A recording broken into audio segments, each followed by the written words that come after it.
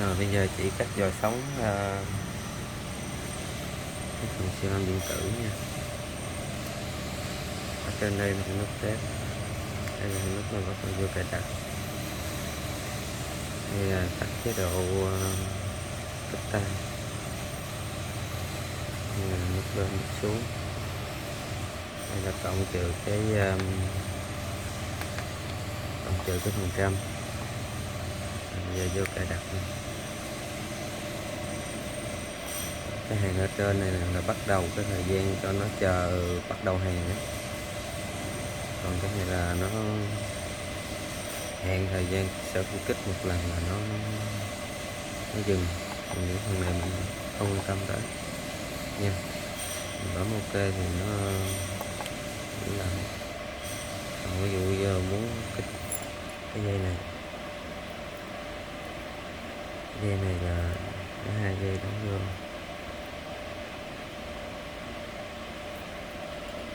dây bắt đầu, dây dừng kích với máy.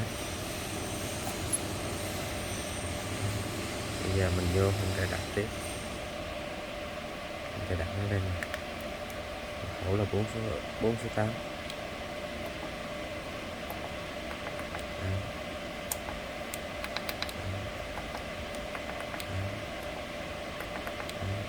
Ok. Đó, thì ở đây ở trên nó là nó hiển thị tần số bắt đầu dò là 19. Đây là nó cho dao động trong tầm khoảng 10%. Số 2 là cái gì mình chưa biết.